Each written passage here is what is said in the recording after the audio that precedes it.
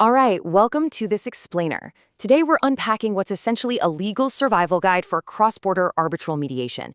You know the drill. Combining mediation with arbitration, often called med-arb, is the go-to choice for its flexibility and enforceability in international disputes, but it definitely brings its own unique set of headaches. We're basing our deep dive today on the brilliant, highly detailed frameworks developed by attorney Rungxing Jiang and his team. So let's jump right in. Picture this. You've spent months agonizing over a high-stakes cross-border settlement. Everyone finally signs on the dotted line. But then, you spot it.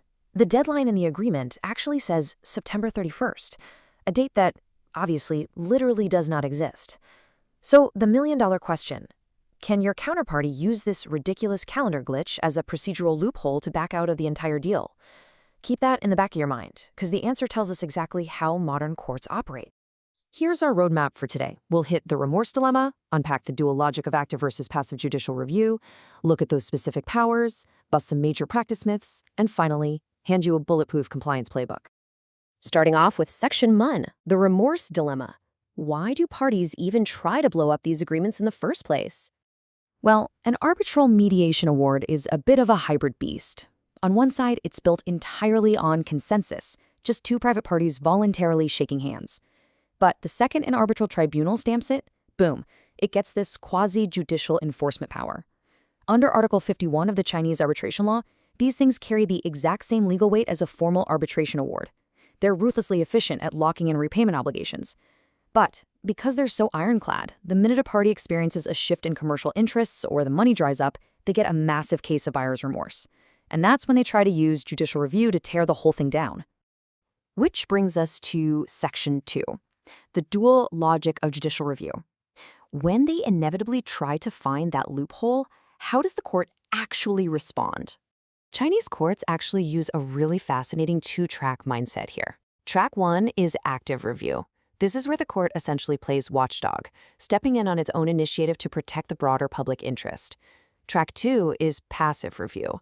This is strictly a no complaint, no intervention zone. The court will only look at procedural flaws if a party specifically files a request, and even then, they only look at the exact issues raised in that specific complaint, nothing more. Moving to Section 3, active versus power plans. We really need to pin down what triggers these two tracks, because this is the key to defending your settlements. The dividing line here is actually super clear. Under active review, the court is actively hunting for severe, malicious stuff. We're talking fake disputes set up just to hide assets, dodge debts, or pull off illegal foreign exchange tricks. If it messes with society or public order, the court automatically strikes it down. But if it's just a commercial squabble between two private companies, the court stays completely out of it. Now, passive review is totally different. Here, the court is just checking procedural fairness. Did somebody forge a signature? Was an agent totally unauthorized? Were a party's basic rights just stripped away? Passive review pierces through the noise to make sure the true intent of the deal wasn't hijacked. All right, on to Section 4, avoiding practice myths. Even knowing these boundaries, corporate legal teams still step into some massive landmines. There are 3 really dangerous traps to watch out for. First, the delusion that you can just back out before the award is officially delivered. Totally false. Once that consensus is recorded on paper, courts strongly favor finality. You can't just walk away. Second trap, thinking a tiny typo is your golden ticket out of a contract. Spoiler alert, it's not. And third, treating the judicial review like a customer service desk for a bad business deal. Companies will argue the terms are unfair, but honestly, the court strictly refuses to second-guess your commercial choices. As long as the procedure was legal, they don't care if you made a bad bet. So let's look back at our September 31st dilemma. If you try to use that non-existent calendar date to torch the agreement, you're going to lose, period. Courts actually allow tribunals to use basic, common-sense reasoning to fix obvious clerical errors. Swapping September 31st to the 30th, that doesn't magically alter the money owed or the core obligations of the deal. It's just a logical patch. The judge will see right through a bad faith attempt to use a literal typo as an escape hatch. Finally, let's get into Section 5, the compliance playbook. If you can't rely on loopholes, how do you actually bulletproof these settlements? You need a 3-phase structural defense. Step 1 is front-end control. This happens before the ink is even dry. Step 2 is mid-end checking. You want a solid cross-review mechanism so those embarrassing September 31st typos never happen in the first place or get fixed jointly in writing if they do. And step 3 is your back-end defense, knowing exactly how to leverage that common sense reasoning to prove to the court that the core consensus was real, completely neutralizing any malicious attempts to void the award. Now, if you take nothing else away from this explainer, remember this.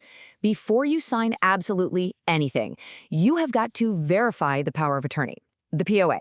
In the real world, this is where most cross-border agreements just completely fall apart. Do not just blindly trust a fancy business card or a general counsel title. You have to dig into the legal docs and ensure the agent has explicit special authorization to actually dispose of rights.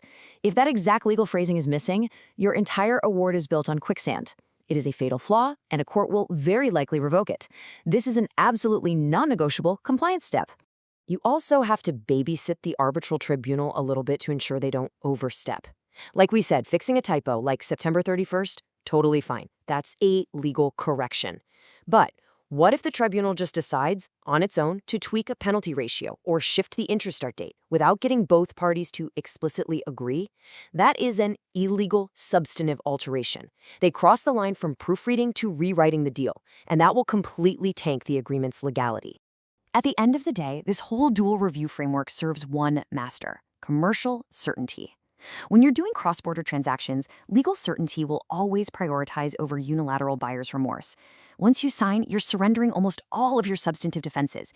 It forces everyone to negotiate with extreme caution, transparency, and good faith. Because, let's face it, the courts are not going to save you from your own signed contract unless there's a massive procedural or public interest failure. So I want you to think about your own legal operations right now. Are your cross-border agreements truly bulletproof? Did you actually meticulously check the special authorization and power of attorney on that last settlement? Or did an unauthorized signature just leave a multi-million-dollar loophole wide open? You really need to be able to answer that with absolute confidence. A massive shout out to attorney Rongqing Zhang and his team for the incredible framework that made this explainer possible. If you want to dive deeper into these top-tier cross-border legal strategies, definitely connect with Rongqing Zhang on LinkedIn. The link is right there. Remember, in cross-border disputes, a single unverified signature can literally cost millions. So, are you leaving your deals to chance? Stay focused, stay compliant, and we'll catch you in the next explainer.